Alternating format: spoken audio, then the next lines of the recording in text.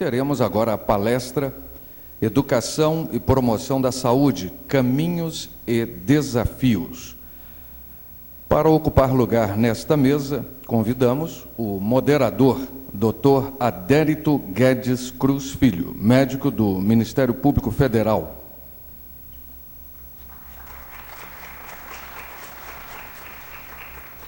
E o palestrante, Dr. Cláudio Portela, médico, subsecretário do Serviço Médico do Tribunal de Justiça do Distrito Federal e Territórios.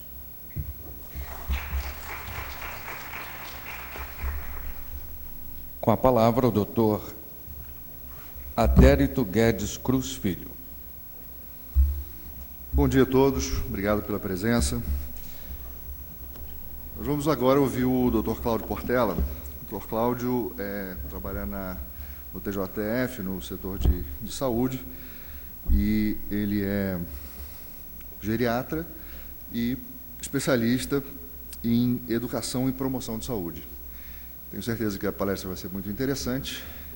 Vou pedir só que as perguntas sejam feitas ao final, de preferência por escrito. De qualquer forma, para comentários, a gente ainda vai deixar um microfone aberto para quem quiser fazer algum comentário do final da palestra. Dr. Cláudio, obrigado. Muito bom dia a todos. Alô? Muito bom dia a todos. É um prazer estar aqui. Agradeço o convite da comissão organizadora, doutor Andral, Elisa, que tem um reconhecimento pelo meu trabalho. Agradeço a presença e fico muito surpreso de encontrar uma pessoa tão estimada como o doutor Adérito, que conheço há mais de 20 anos, e é muito bom estar aqui. Nós vamos falar sobre um tema que é muito pouco conhecido na profundidade. Se fala muito que é necessário se investir em promoção de saúde, que se confunde com o próprio termo, com o próprio conceito de educação em saúde. Eu não consigo imaginar nós fazemos promoção de saúde fora de um contexto educacional, pedagógico, específico, voltado para essa área. Bom, o que acontece com o profissional de saúde, eminentemente com o médico, que resolve enveredar e levantar a bandeira da promoção de saúde? É assim que eu me sinto, além de vários outros profissionais que enveredaram por essa senda, que levantaram a bandeira da promoção de saúde, na vigência de uma cultura de modelo de assistência. E hoje sabemos que grande parte da área de saúde, primordialmente da área médica, lida com assistência. E quem envereda por esse caminho, eu não sei se passa a se sentir da mesma forma, mas eu me sinto assim, como se fosse um extraterrestre. Uma pessoa, um ser diferente, num meio onde predomina uma determinada cultura. A cultura, não sou contra de forma alguma, muito pelo contrário, é extremamente necessário, mas eu vejo, até pela própria experiência que eu tive, quando Adérito se lembra, quando eu tinha 28 anos de idade, talvez, eu não sei se você lembra dessa fase, quando eu estive na Inglaterra e lá tive contato com a promoção e educação da saúde. E vi que nós estamos ainda na idade da pedra em relação a isso. Trabalhamos eminentemente a doença. Eu acho importante a gente não fazer confusão entre os conceitos de saúde, e a ausência de doença. Eu tenho até algumas críticas a fazer e falo abertamente. Eu tenho uma concepção e a seguinte visão, pode ser equivocada, mas eu entendo que nós não temos, por exemplo, um Ministério da Saúde, nós temos um Ministério da Doença. Nós não temos uma Secretaria de Saúde, nós temos a Secretaria da Doença. Nós vemos as ações em atenção primária, não porque é simples, mas porque é fundamental, é a base, seria a porta de entrada. Bom, como, então, começar a trabalhar promoção de saúde? A gente também tem que ter em mente a diferenciação entre o que é promoção de saúde e o que é prevenção. Os dois apresentam interfaces e, em determinados momentos, podem ser utilizados os termos para a mesma finalidade. A gente começa com uma problematização, ou seja, olha, a equipe chega à seguinte conclusão: a gente acha que tal problema de saúde está sendo mais prevalente, né? Engraçado, a incidência de problemas, de quadros depressivos tem aumentado, assim. E será que tem aumentado mesmo? Então vamos problematizar o que nós estamos querendo buscar e proceder o nosso estudo. Então vamos deixar de trabalhar no achismo, o que é uma cultura bastante comum. Eu aprendi também, quando fiz minha especialização em gestão em saúde pela OPAS, que no nosso país ainda muitas ações são permeadas por falta de planejamento, por falta de diagnóstico, por se trabalhar baseado no achismo. Então, o primeiro passo é a gente problematizar. Depois que a gente problematiza, então a gente vai ter que produzir dados para tentar confirmar, né, ou descartar aquela hipótese primeiramente aventada. Então, para produzir os dados, a gente precisa de uma base de dados continuamente atualizada e de fácil acesso. Não é, Joelma? Não é? Concorda? Nós precisamos, essa é a base fundamental. Sem isso, nós não temos como produzir um diagnóstico adequado.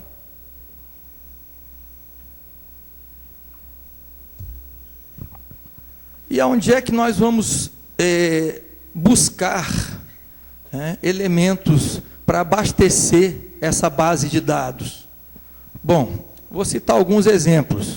Nós podemos utilizar o setor de perícia médica, ou todos os componentes de um processo, né, de perícia médica, através das licenças para tratamento da própria saúde. Nós podemos buscar dados aí, podemos buscar dados nos exames periódicos, podemos usar dados também, buscar no atendimento ambulatorial, e podemos conduzir um estudo epidemiológico, seja geral ou específico, dentre outras formas de coleta de dados.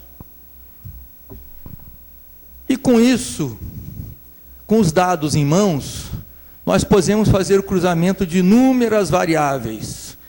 Podemos fazer cruzamento, cargo, lotação seria o setor de trabalho, sexo, idade, tempo de casa, estado civil, dentre outras variáveis desejadas. Fazer cruzamentos com a CID, o quantitativo de licenças, o tempo de afastamento, readaptação funcional, aposentadoria por doença, dependendo de qual seja o estudo conduzido.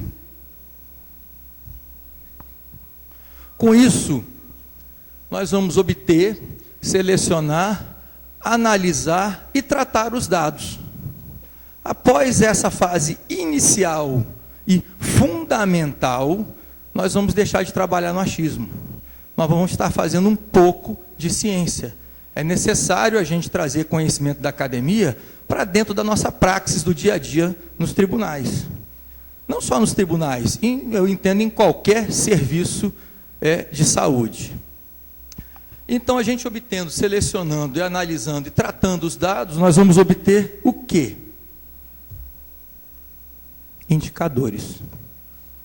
Aí sim, aí nós temos uma base, nós temos um instrumento sólido para poder trabalhar. Mas aí nós temos os indicadores. Os que os indicadores nos proporcionam? Isso. Com os indicadores a gente passa a ter um norte. A gente passa a ter um mapa, a gente vê nessa figura um mapa e uma bússola. A gente vai poder se orientar. A gente vai ter um mapeamento do que a gente está procurando, e com a bússola nós vamos nortear para onde nós devemos ir, o que nós devemos investigar, de que forma nós devemos proceder o nosso trabalho.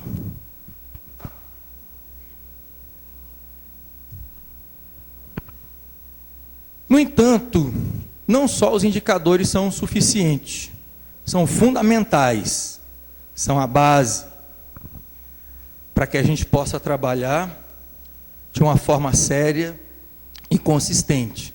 No entanto, se a gente obter indicadores para planejar ações em saúde, toda e qualquer ação em saúde desenvolvida, digo na minha experiência, não só no judiciário, eu também já trabalhei no executivo e já há tempos atrás prestei consultorias para algumas instituições e eu vejo que a problemática é muito semelhante. Fundamental a gente ter envolvimento e comprometimento intersetorial.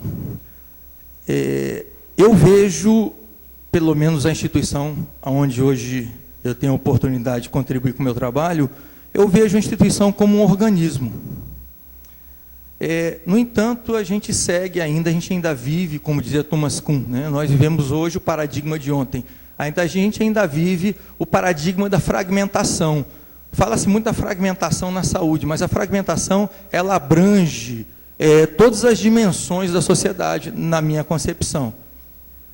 E a gente vê ações sendo desenvolvidas de forma isolada, às vezes com duplicidade, pelo setor de saúde e o setor de RH. Então, eu vejo como necessário, fundamental, o setor de RH, por exemplo, o setor de RH que faz a gestão integrada de pessoas. É fundamental que a gente trabalhe em sintonia. Então, eu entendo que esses processos, né, de trabalho, eles devem abarcar a maior quantidade possível de setores que estão envolvidos nos objetivos daquela ação. Precisamos também da validação e apoio da alta administração, principalmente no Poder Judiciário, onde há uma rotatividade de gestão a cada 2 anos. A gente precisa ter essa validação e esse apoio. Eu acho difícil as coisas irem para frente sem esse apoio.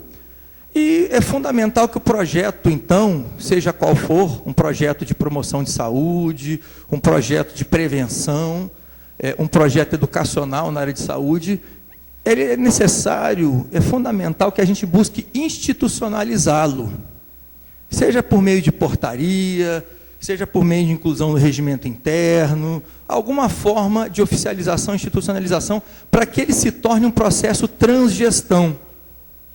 Por quê? Diferentemente da assistência, as ações e os resultados em promoção e educação de saúde se dão a médio e longo prazo. A gente sabe que a gente, por exemplo, quando a gente trabalha com promoção de saúde, a gente trabalha muito com mudanças de hábitos. E mudanças de hábitos não são processos que se dão da noite para o dia, levam tempo.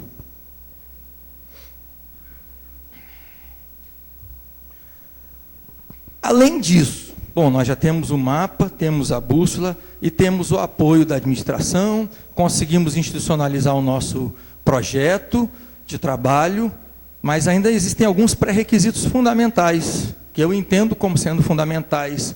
Na realidade, são muito mais questionamentos que eu trago aqui para vocês do que informações propriamente ditas nesse sentido. Eu gosto, nas minhas palestras, de trazer questionamentos. O próprio tema fala, né, desafios e caminhos. Eu vou trazer muito para vocês os desafios. Os caminhos vão ser feitos por cada um de vocês, de acordo com o contexto institucional que vocês vivem. Então, o que é atribuição e responsabilidade da organização em relação no que tange à saúde? É algo que eu me pergunto. Eu já conheci trabalhos, não só, obviamente, trabalhos nossos lá no TJDF, mas já conheci trabalhos de outros tribunais, trabalhos de outras instituições públicas, seja do Executivo, seja do Legislativo, em toda a esfera pública. Então, o que é atribuição e responsabilidade da organização em relação à saúde dos seus servidores? Eu acho que isso tem que ficar bem claro, porque penso eu, do que adianta termos indicadores se a gente não tem claro qual é o nosso papel? Qual é o nosso papel? Vocês, eu lanço a reflexão, vocês têm clareza de qual é o papel, a responsabilidade, o papel de vocês, enquanto profissionais de saúde, dentro da sua instituição? Existem programas muito bons. Dizem, quando eu fiz curso de oratória, diziam para não dar as costas para a plateia nunca, mas é muito difícil. Existem programas muito bons do Ministério da Saúde, da Secretaria de Saúde Local, da Fundação Oswaldo Cruz, e por aí vai. Por exemplo, eu tive já o prazer de participar do programa de tabagismo da Secretaria de Saúde. É um excelente programa. Eles têm uma equipe muito bem capacitada, eles têm uma captação boa de pacientes na comunidade, e aí eu me questiono muitas vezes, entre os programas que nós desenvolvemos e os programas que são desenvolvidos dentro do SUS, seja a nível federal, seja a nível estadual, não só do SUS, como outras instituições, o que é interface ou o que é duplicidade? Eu vejo programas sendo desenvolvidos dentro das nossas instituições e que são desenvolvidos também por outras instituições vinculadas ao SUS, por exemplo.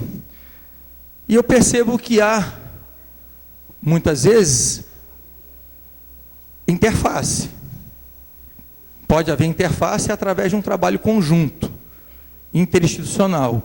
E eu vejo também ocorrer muito o fenômeno da duplicidade, em que nós estamos promovendo ações que já são promovidas há anos, há décadas, por outras instituições, que já têm muito mais conhecimento, e que poderiam ser utilizadas pelos nossos servidores, sem onerar o nosso tempo e os nossos recursos. Ou seja, através dessa reflexão, a gente começa a pensar na priorização. O que é prioridade de trabalho nesse sentido? Então, até onde vai a responsabilidade de um e se inicia do outro? E aonde há a corresponsabilidade? E é importante a gente parar para questionar também. Será que as ações que nós estamos planejando para desenvolver na nossa instituição, elas são para a nossa realidade? Eu acho muito interessante, quando eu estava falando em interface e duplicidade, eu vejo muitas organizações copiando modelos do Ministério da Saúde, copiando modelos de outras organizações, sem parar para refletir se aquelas ações são realmente para a realidade daquela instituição. Então, são questionamentos fundamentais. Meu relógio de pulso. Mais alguns questionamentos que eu também entendo como fundamentais. Que ações são realmente necessárias? O que a gente precisa? O que está acontecendo? É obviamente que aqueles indicadores que nós obtivemos vão nos auxiliar e muito em fazer o diagnóstico aonde a gente precisa agir. Mas muitas vezes esse escopo de ação ele é muito amplo. Às vezes a gente se assusta quando a gente se depara, com resultados que nos mostram uma infinidade de ações necessárias. Só que nós geralmente trabalhamos com um corpo de pessoas, de especialistas, de pessoal qualificado, muito pequeno, para abarcar toda uma instituição. Então, mais uma vez, a gente tem que pensar na questão da priorização. Por que dessa ação? O que se objetiva com essa ação? O que a gente está objetivando com essa ação? Qual o impacto na missão da organização? A gente vivencia um grande problema, que vai ser falado hoje, muito apropriadamente, sobre absenteísmo. Não é?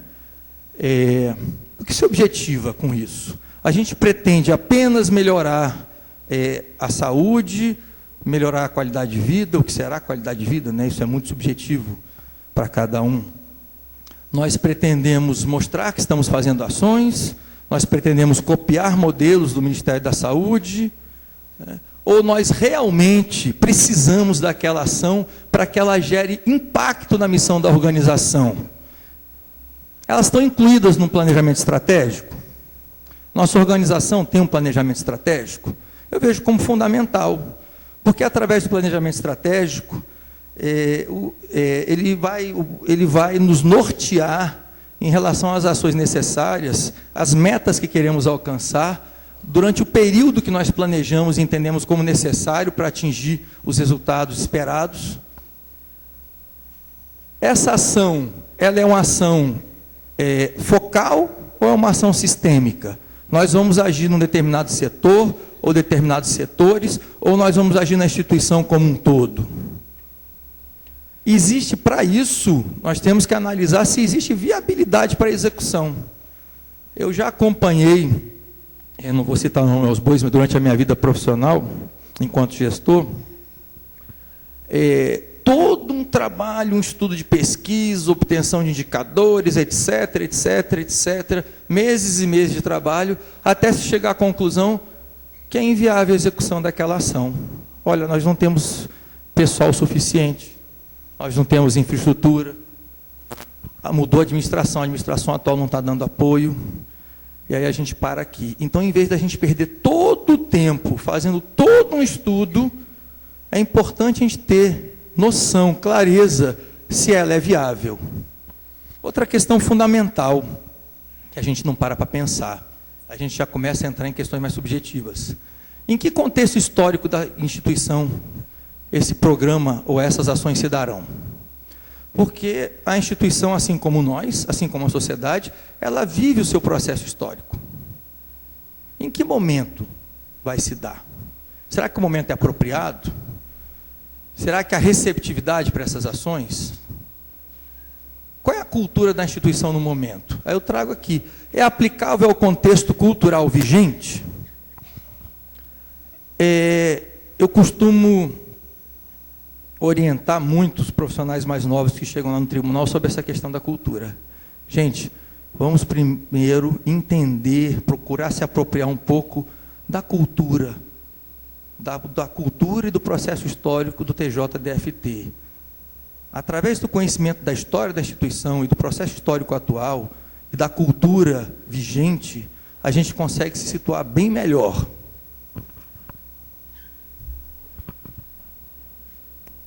Para enfatizar um pouco mais disso, Brant e Minayo Gomes disseram o seguinte: o sofrimento não possui uma manifestação única, pois depende de cada pessoa, da cultura, do período histórico em que vive, ou seja, depende da significação que assume no tempo e no espaço. Isso é muito importante, gente.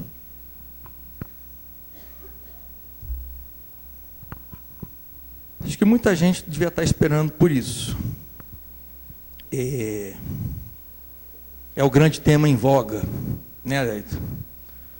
É o grande tema em voga. Eu acho que é um dos grandes desafios que nós, profissionais de saúde, vivemos. Talvez seja o grande desafio.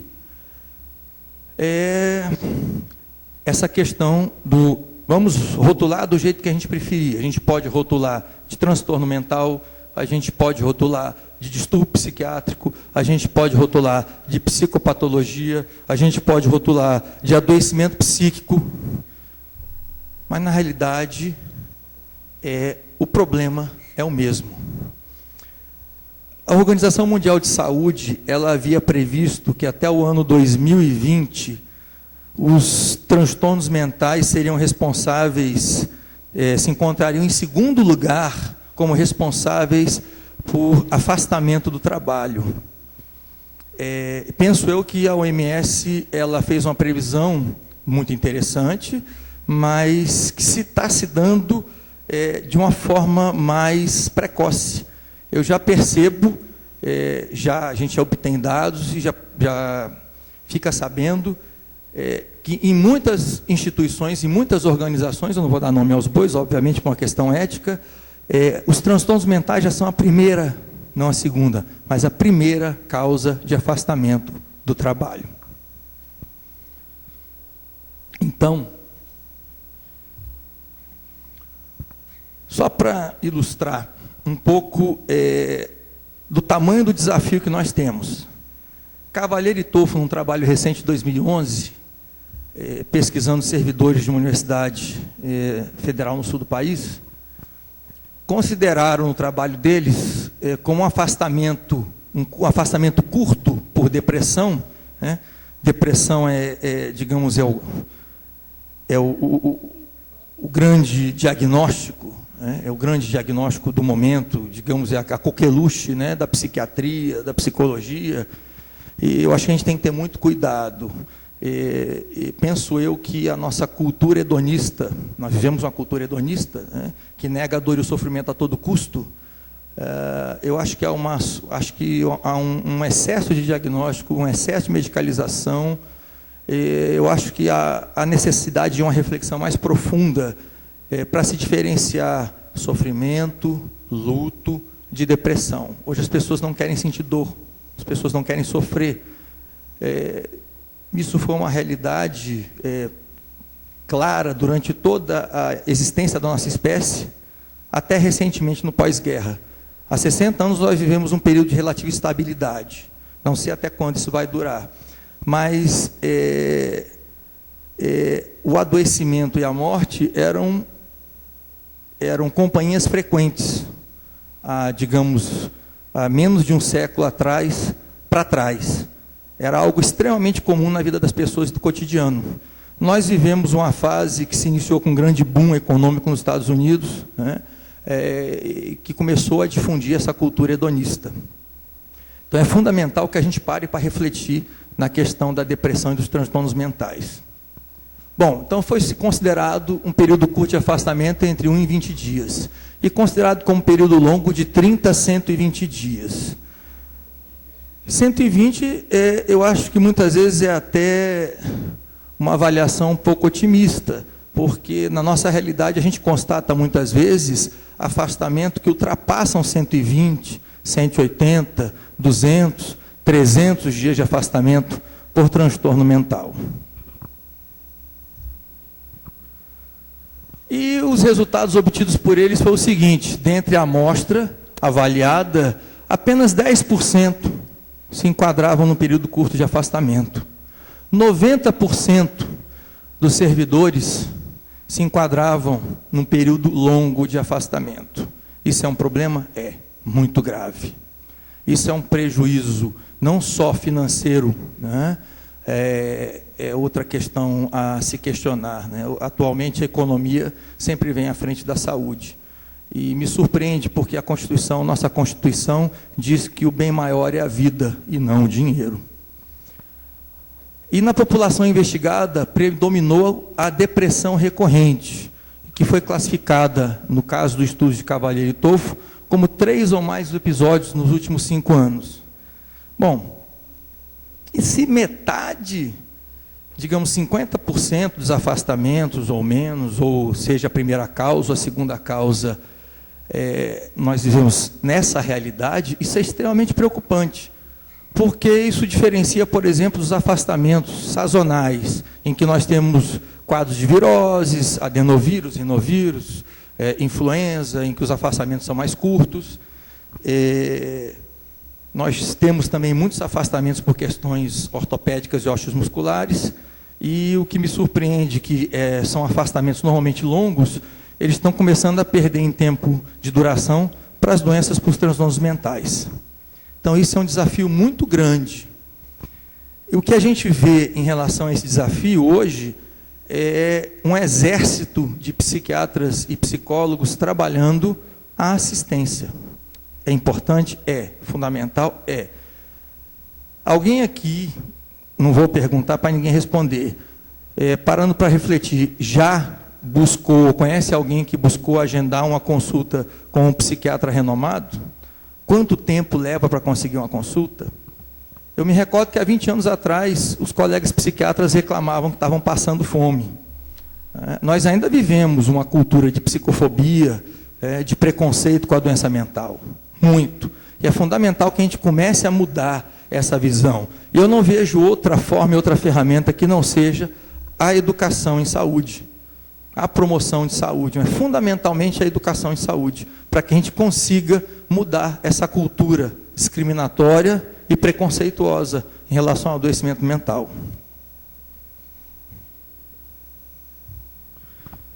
E aí começa a surgir uma questão que nos leva, na minha concepção, pelo menos eu vejo dessa forma, aquela bússola. Deixa eu voltar aqui um pouquinho. Olha como ela está colorida, a gente consegue ver bem, né, o oeste, o leste, o mapa, estava tudo muito claro. Só que com o advento desses transtornos mentais, eu percebo que a coisa começa a ficar mais nebulosa. O mapa já não está mais tão claro, a gente já não consegue ver mais direito para onde é que a bússola está apontando, porque o problema é muito grande. Muito grande. Por quê? Por conta desse fator que surge no meio disso tudo. Nós temos um planejamento, nós temos indicadores, nós temos em mente ações, conseguimos trabalhar isso, entendo muito bem, em relação a doenças, muitas doenças de ordem física. Mas quando a mente humana entra em ação a subjetividade. E aí? E aí? Olha o tamanho do desafio que nós temos. Para os psicólogos, assistentes sociais, é mais fácil lidar com isso, porque eles trabalham a subjetividade na sua formação.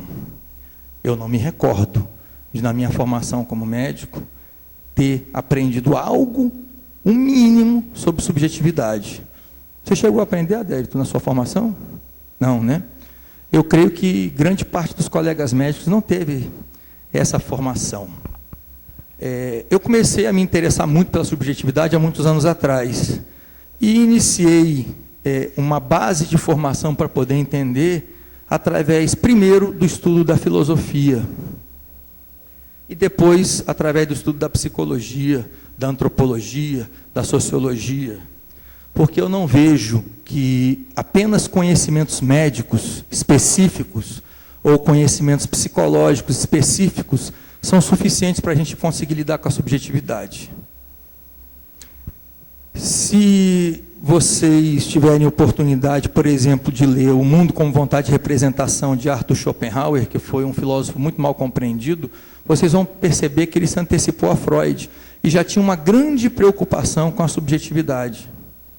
Isso também já vinha desde a época de Spinoza, no século XVII. Então a coisa extrapola muito o nosso conhecimento fragmentado, compartimentalizado, estanque.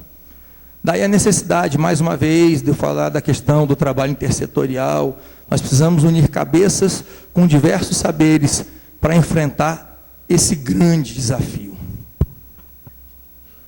Por quê? Por exemplo, vou apenas citar um exemplo. Quando a gente trabalha com configurações psicológicas suscetíveis ao distresse, o que seria o distresse? O estresse é muito mal compreendido. O estresse, na realidade, é um fenômeno fisiológico descrito por Rancelli, que era um médico endocrinologista, com um processo de reação, de adaptação do organismo ao evento estressor. Se não fosse o estresse, a gente não estaria aqui, enquanto espécie. Provavelmente a gente teria sido eliminado. O estresse nos ajuda, nos mobiliza. É uma reação chamada de luta ou fuga, mas essa reação pode ter diversos formatos, frente ao que a gente interpreta como uma ameaça. Lá no Paleolítico, o homem lidava com ameaças, muitas vezes concretas e físicas, no seu dia a dia. Quando ele saía para caçar, para coletar, ele se deparava com a fera, ou com um inimigo de uma outra tribo, e surgia aí todo o mecanismo de adaptação, que a gente chama de fase de alarme do estresse. Isso é necessário. O estresse, ele nos mobiliza para enfrentar os desafios. até um determinado ponto, até uma determinada quantidade de estresse, digamos assim, resumindo, uma determinada duração. Quanto tempo, então, para que isso se torne o desestresse, que seria o estresse adoecedor? Quanto tempo isso dura? Isso não depende muito de fatores padronizados. Isso vai depender de cada organismo. Obrigado, Adélio. Outra configuração psicológica suscetível de estresse, a orientação temporal voltada ao futuro, com consequente perda da dimensão do tempo presente. Como é que a gente vai lidar com isso? Pobres recursos de enfrentamento e baixa capacidade de resiliência. Como lidar com isso? A gente vai medicar? A gente vai dar um comprimido? Como é que nós vamos trabalhar isso? Bom, vejo que a gente tem que começar a enveredar por uma senda em que a gente comece a trabalhar com saberes e conceitos relacionados à diversidade. Isso já, no meu entendimento, já é necessário para os agravos físicos. O que dirá para os agravos mentais e para essa subjetividade? Então precisamos começar a entender a diversidade. Cada mente interpreta e representa o mundo à sua maneira. Cada indivíduo tem limites e recursos diferenciados. É fundamental que a gente comece a entender isso. Além disso, a gente tem que trabalhar com outro fenômeno, o fenômeno das mudanças. Nós ocidentais, primordialmente nós brasileiros que seguimos o modelo americano, rejeitamos grandemente algo que é extremamente natural na nossa vida, não só na nossa vida. Basta a gente olhar para fora, para a natureza da qual nós fazemos parte, como dizia Spinoza, vivemos mudanças, como esse slide mostra claramente. Como lidar com as mudanças que nos tiram da zona de conforto? Crenças pessoais, muitas vezes crenças disfuncionais, que podem levar ao adoecimento. Você tem certeza que são 5 minutos? Dos 40? Eu já falei isso tudo? Adélio, você está sendo cruel comigo. Comunicação, isso é muito conhecido pelos profissionais de RH, a questão da comunicação, mas é fundamental que a gente trabalhe, principalmente a aquisição de competências em relação à assertividade. Nós brasileiros não sabemos dizer não e não sabemos ouvir não. Eu na Inglaterra ouvia não direto. E é absolutamente comum. Temos que trabalhar a rede de apoio social, isso os assistentes sociais conhecem muito bem. Então são ferramentas que a gente possa vir a trabalhar a questão da subjetividade. Higiene mental. Será que é assim que a gente faz higiene mental? Lavando o nosso cérebro? Seria até interessante. Dar alguns exemplos de higiene mental. Isso aqui, na realidade, são várias formas de meditação. Não apenas aquela ali, mas todas elas, desde que a gente esteja completamente presente no ato que nós estamos realizando. São exemplos de higiene mental. E qualidade de presença. Nós vemos aqui nessa figura um sujeito muito distante. É o que vem acontecendo muito conosco. Estamos muito ausentes de nós mesmos. Muito. Já ao contrário, o slide de baixo mostra uma outra realidade. A criança sentindo o próprio corpo. Quem aqui para sentir o próprio corpo? É fundamental o autoconhecimento para isso. Eu pergunto aqui, André, quanto tempo você levou para aprender medicina? Você mesmo. Fala? E a sua especialização em neurologia durou quanto tempo? 5 anos. Você levou 5 anos para aprender neurologia. Cantídio, quanto tempo leva para se formar em cardiologia? Não sei se você lembra, né? Mas já passou bastante tempo. Hein? Não é? Perícia médica. Alguém aqui toca algum instrumento? Qual? Qual instrumento? Piano? Quanto tempo para aprender piano? 10 anos? 12 anos para aprender piano. Muito interessante. línguas. Alguém aqui aprendeu outra língua que não seja o inglês? Quantos anos? Qual língua? Quanto tempo? Então a gente fica gastando muitos e muitos anos para aprender inúmeras e inúmeras competências. Eu pergunto para vocês, quanto tempo vocês gastam por dia para aprender sobre si próprios? Sobre si próprios. Quanto tempo? Eu não vejo possibilidade da gente promover a saúde sem autoconhecimento.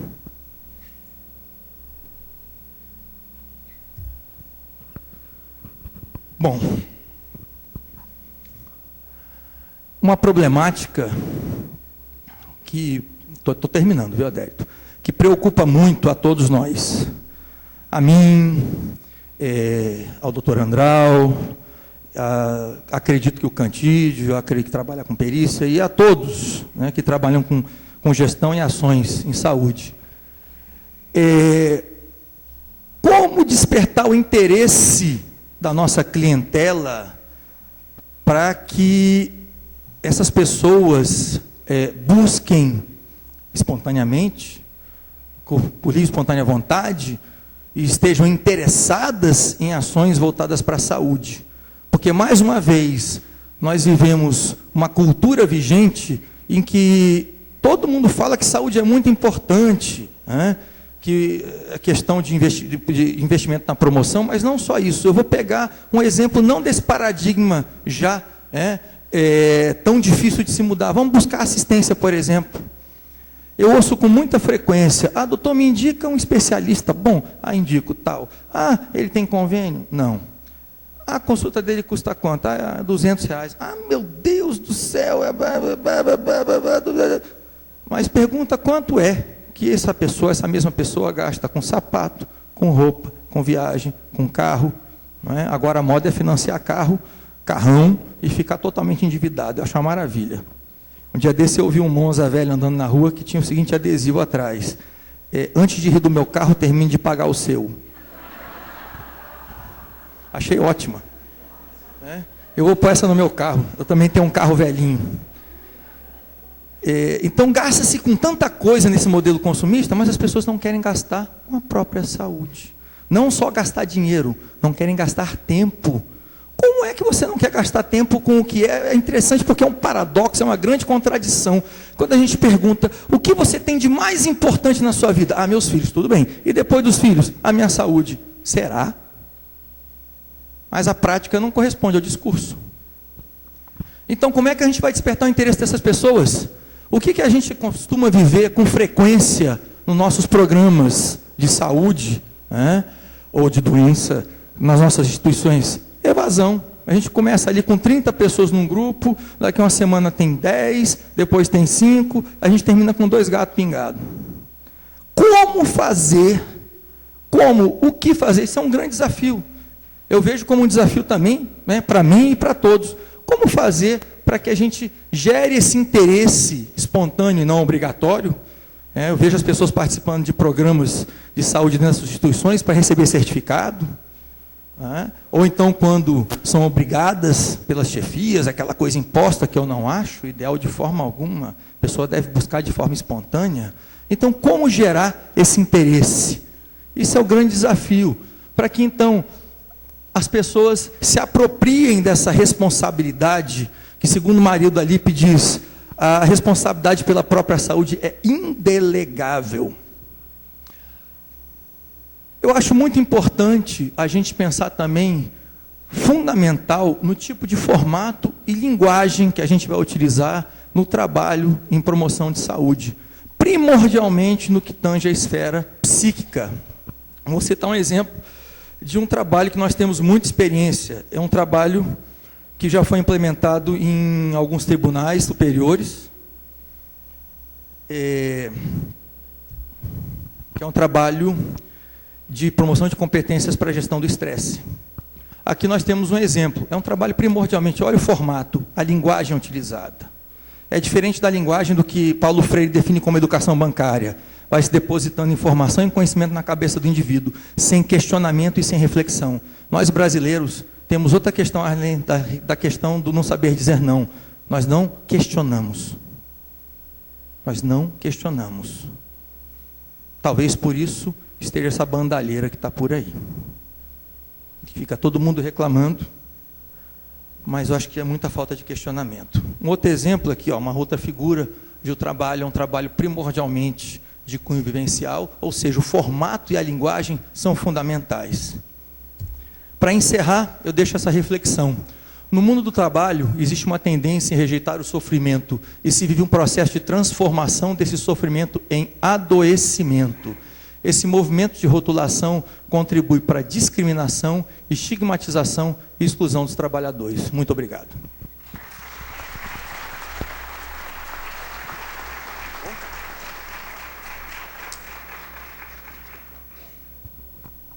Fica com ele.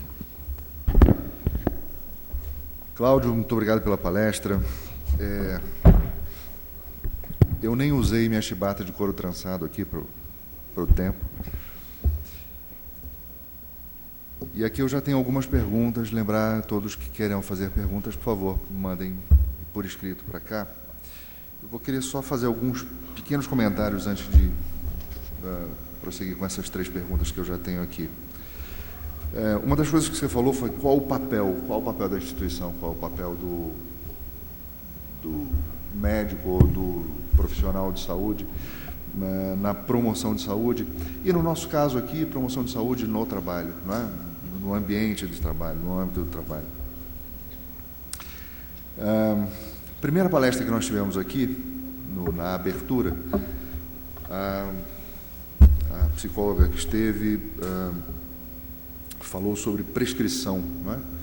Então, os programas de saúde têm isso, não é? Assim, faça isso, não é? Faça tal coisa, seja assim, comporte-se dessa maneira. E isso parece que, pelos estudos da psicodinâmica do trabalho, podem ser recebidos de uma forma negativa, né? Esses dias, uns dias atrás, eu vi uma instituição fazendo um curso, ou promovendo um curso de gestão financeira, que é um negócio super interessante.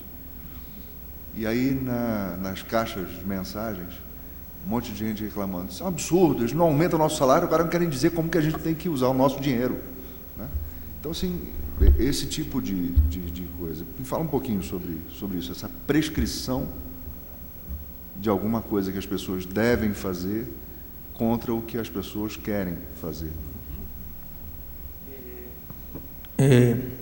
Bom, Adérito, eu acredito, você falou muito bem da questão do deveria e da questão do quero, né?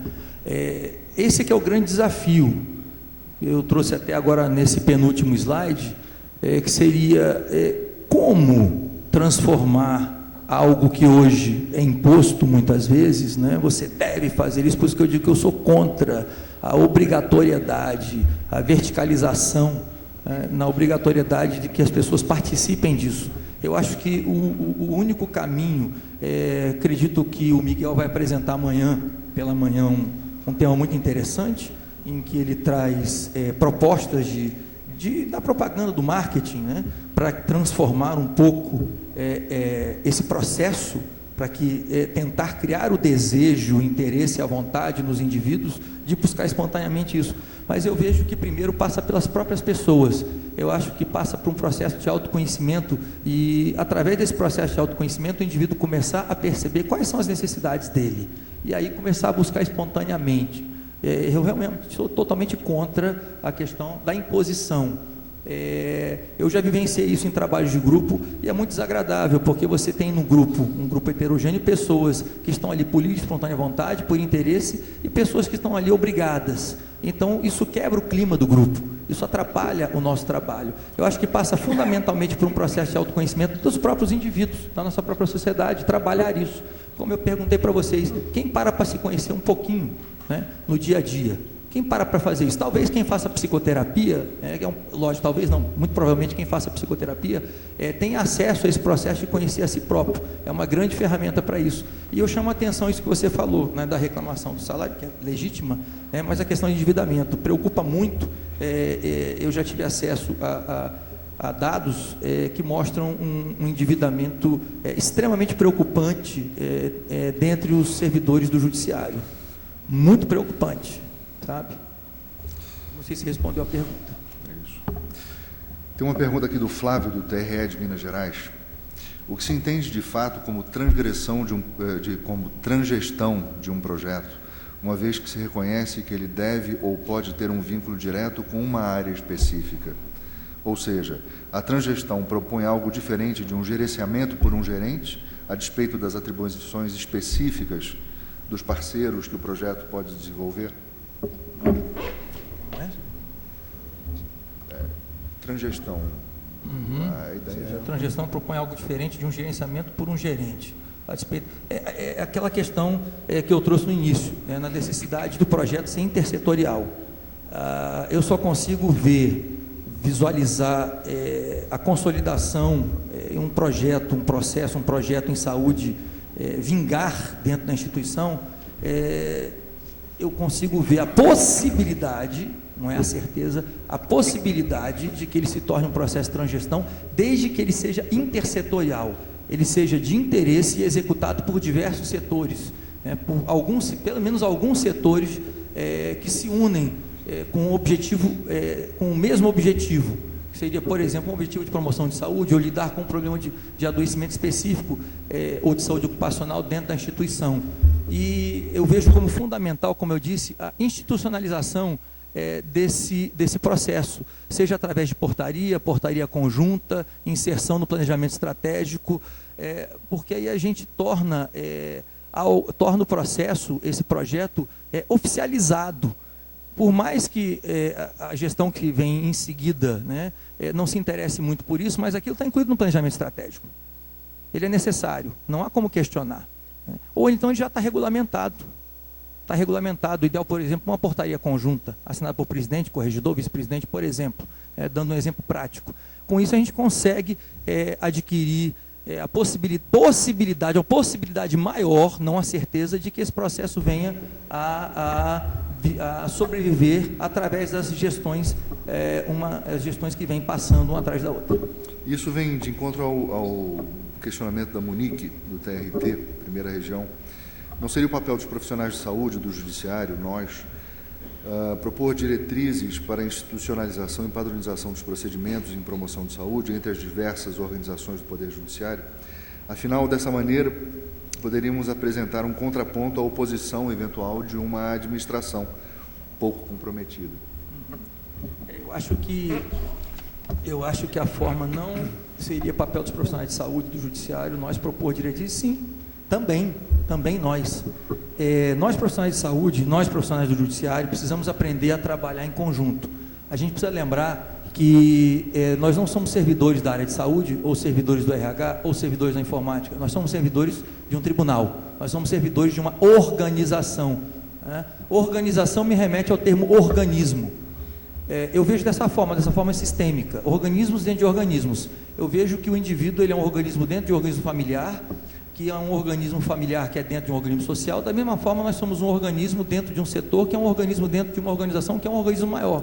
Então, enquanto nós pensarmos, Monique, de forma, você colocou muito bem, mas assim, enquanto nós continuamos a pensar e agir de forma fragmentada, de forma isolada, dificilmente nós vamos alcançar os resultados. É fundamental que esse planejamento ele seja dado, essas diretrizes elas sejam planejadas, elas sejam discutidas de forma intersetorial. Quanto mais, como se diz, a união faz a força. Quanto mais setores envolvidos, maiores as chances daquele projeto dar certo. É lógico que há questões técnicas que cabem ao profissional de saúde, Então nós temos que realmente ter ideias boas, mas não só ideias, nós temos que buscar tudo aquilo que eu mostrei, nós temos que buscar indicadores, nós temos que buscar solucionar questionamentos, para que a gente possa ter então um projeto concreto, e aí sim buscar forças dentro da própria instituição,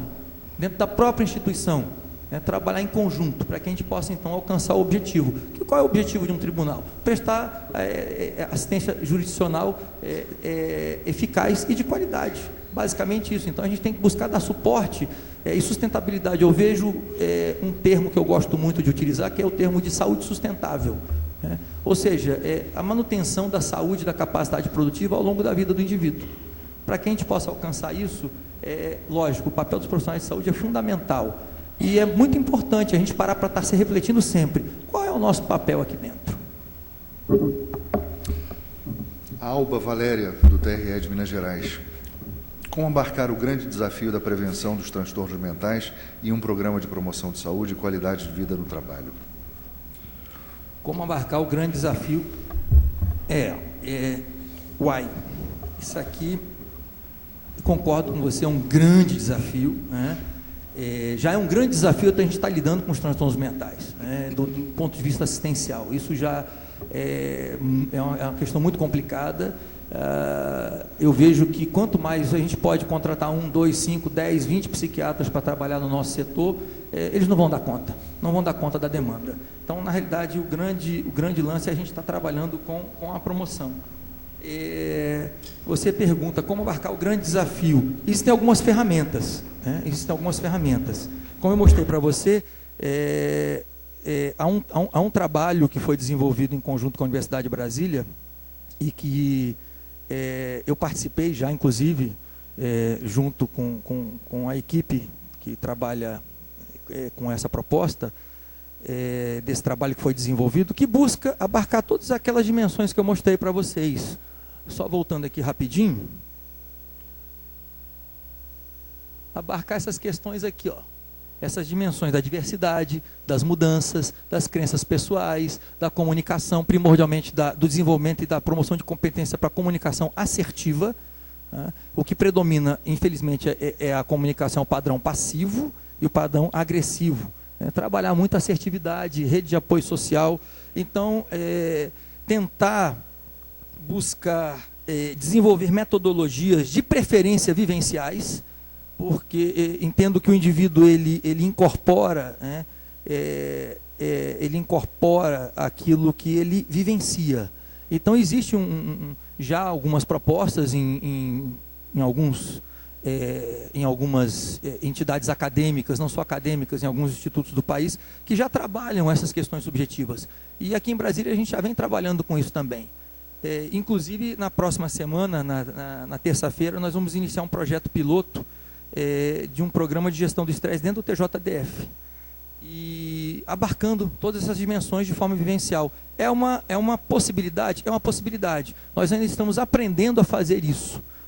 Esse é que é o grande desafio, aprender a fazer. A dica que eu posso te dar é essa: tentar trabalhar questões subjetivas, como essas que eu apresentei, de forma predominantemente vivencial. A gente precisa trazer os indivíduos, as pessoas, para um contexto de grupo, para um contexto em que, primeiro, ela perceba a si própria, retorne para si própria, e aí comece a trabalhar essas questões subjetivas. Ela fala de qualidade de vida no trabalho.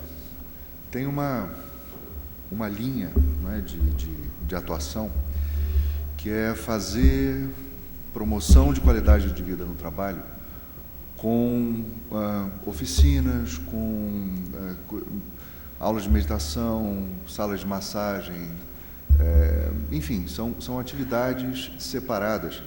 Esse termo qualidade de vida, tem gente que eu conheço que não gosta muito do termo, né? Mas essas atuações pontuais me parecem um pouco assim: estou trabalhando, aí como meu trabalho é muito ruim, eu vou ali, faço uma massagem ou faço uma meditação. Bem, agora eu estou tranquilo, volto para o inferno. Isso não é qualidade de vida do trabalho. Isso é fugir no trabalho várias vezes por dia para ver que se aguenta aquela porcaria de trabalho que eu tenho. E não dá. Isso não é qualidade de vida do trabalho. Qualidade de vida do trabalho é qualidade de vida no trabalho, é qualidade de trabalho, qualidade de organização do trabalho. Não adianta a gente ficar fazendo. Veja, eu não estou dizendo que é ruim fazer isso. É ótimo fazer uma aula de meditação, de yoga ou de ginástica. É excelente. Só não adianta. Não resolve o problema. Enquanto a nossa organização de trabalho é inadequada. E aí a gente estava falando de cultura do trabalho, a cultura da organização.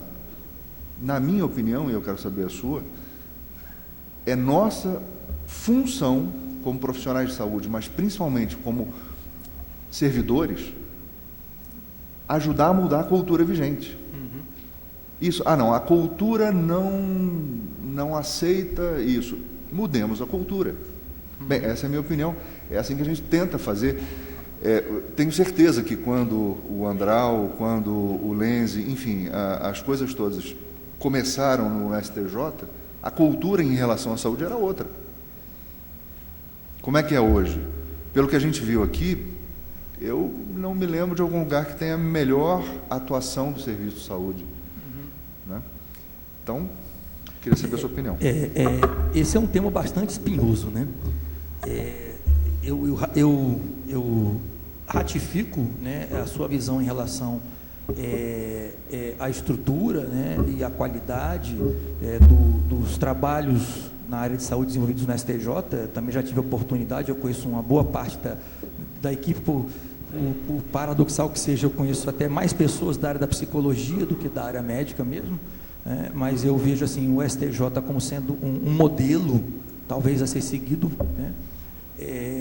Mas isso é um termo muito espinhoso. Qualidade de vida foi um termo muito utilizado. E o que é qualidade de vida?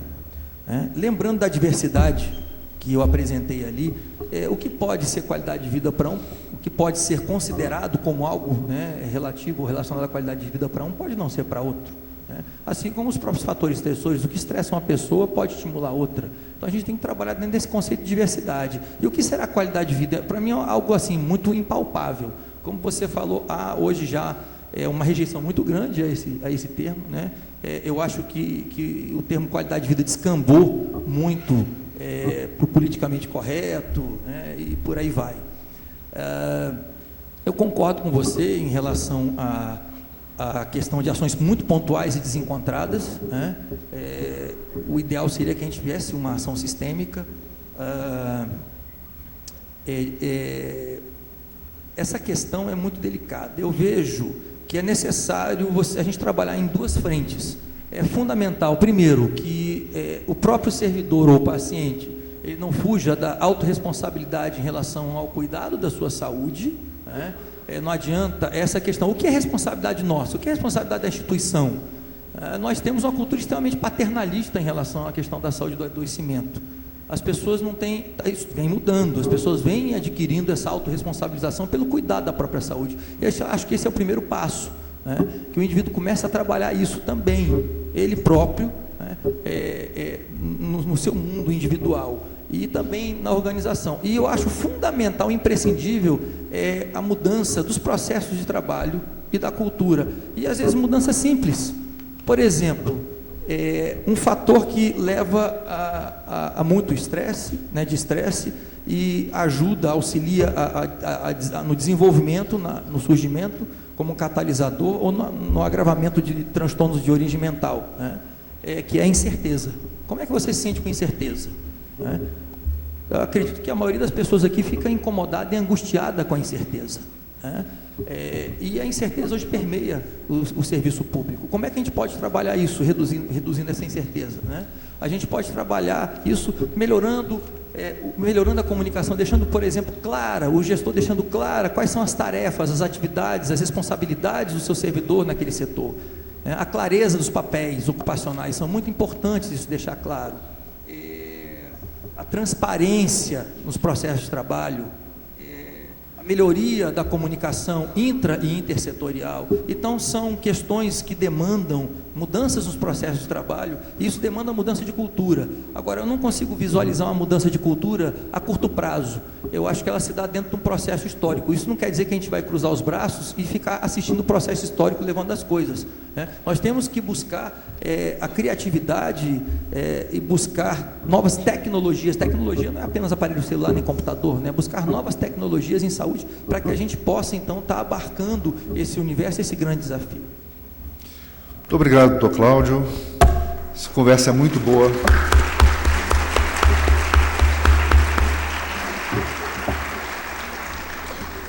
Nós já avançamos 5 minutos. Gente, muito obrigado.